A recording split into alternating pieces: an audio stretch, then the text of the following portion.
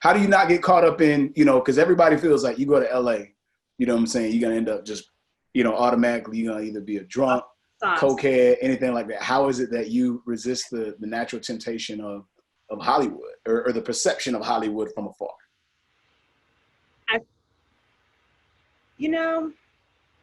I think that battle exists anytime you're in kind of, I mean, not my group. My friend group isn't like that. You know, my friend group, they like to party responsibly. But, you know, it's like when the nightlife was a thing, you're hanging out with people that are your friends' friends or that, you know. So in being around popular people, celebrities, there's a lot of that territory around. So how do you not get caught up? I think you just have, I have just had to check myself, honestly. I've totally had to check myself, like with even the drinking thing, because, you know, doing events, it's like a lot of producers fall into the habit of having a drink on set because you're hosting Hennessy, they sponsored you, they gave you a bunch of money, you're you know, it's so casual. It's like, it's not really shunned upon. Gotcha. When like you shouldn't be drinking when you're working. Gotcha. So I've just had to check myself. It's an ongoing thing. But yeah, it's definitely a challenge of like being in LA, you know. Gotcha. So with you, you know, work isn't as heavy as it was, and we talked before about how you date me, you date the business. I'm just curious to know a little bit more, like, where are you with your love life at this point? You know what I mean? Have a breather and just talk about you and how you feel. Just, you know what I mean? Because I know for you, it's like work, you know what I mean? So like, I'm just like, okay, well, let's talk about something else. Let's gossip. That I felt strongly about, and I like expressed that the feeling wasn't mutual. So I had to like back up because man, I can't chip away my time, my energy into this, and there's, you know, it's not reciprocated. So for sure, I just kind of just took a pause because that one hurt a little bit. So I kind of had to like fall back in love with myself. Yeah. So that's where I'm at right now. Like I feel good about myself, and I don't like to like.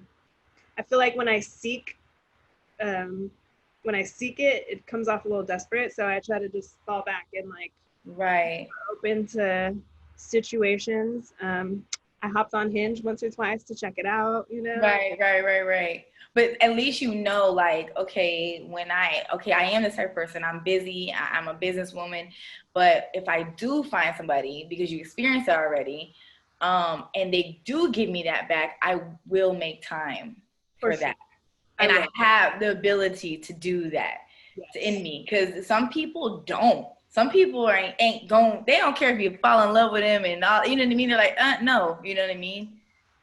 And then, but it's crazy too, but when you go through that too, I know for myself, I've been through that and I kind of like you more, and then I go in beast mode. I'm like, see, that's why I'm business first. That's why I'm fuck with you now. Every time I've had a breakup, I've had a really good like jump up on the work side.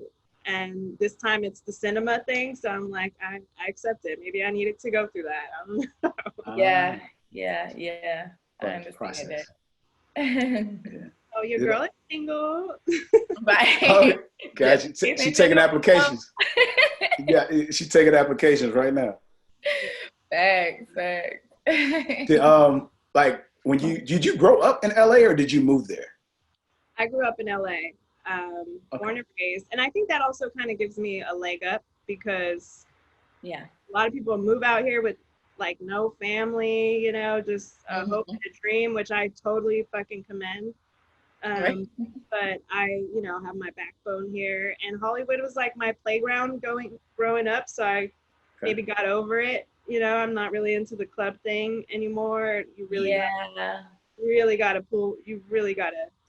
That's like me being from Florida, where like, you know, people that are not from Florida, they're like, oh my God, you moved from the beaches and how did you leave? I'm like, man, I don't give a damn about that shit. Like, 'cause I moved to Georgia, and it's completely, obviously, all I have is trees now, you know what I'm saying?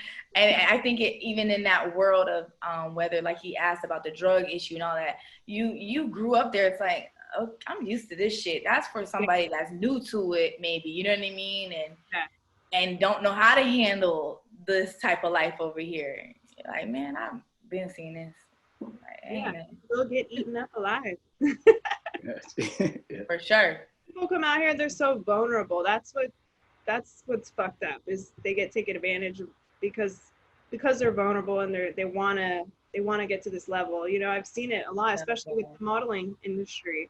But because I'm a female and I'm like maybe looking out for them, I think that's why we did really well, honestly, because there was no like sham about it. There was nothing sketchy about it. When you think of modeling, there's some idea of like sketchy, you know, like weird photographer, scam, like something. Like I feel like a lot of people have a bad taste about that. So I think because our approach was a lot more like family trust, that it worked. Well, and definitely continue to grow.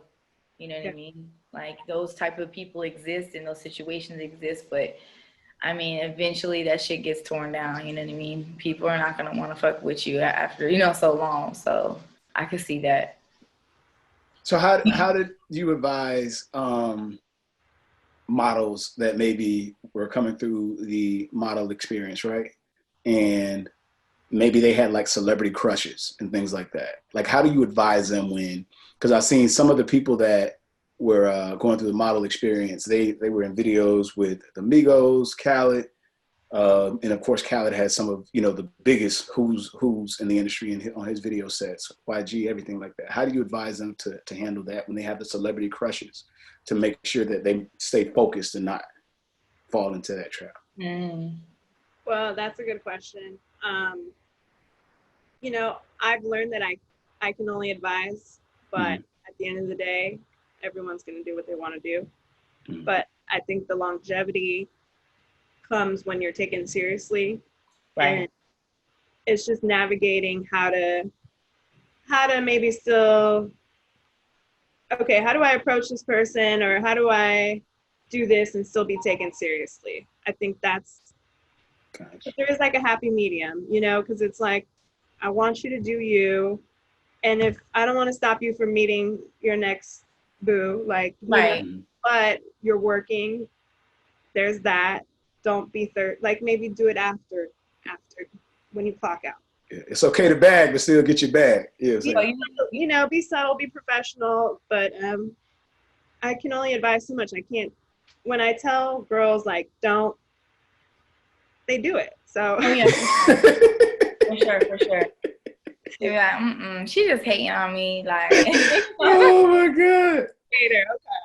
So you're not against it completely, like even personally, like you're not against that completely, but maybe you feel as if it's always a way to do everything. Do you look at it like that, or you get against that, like personally for yourself, like that don't mix? It's funny, like there's a model that I'm really good friends with, and there's certain like relationships I have that she'll be like, oh yeah, he tried to like, and I'm like, oh no, he's off limits because of the work relationship, right? Yes. Like, no, like that's you can't fuck that up for me. Right. You better meet him at Chuck E. Cheese, bitch.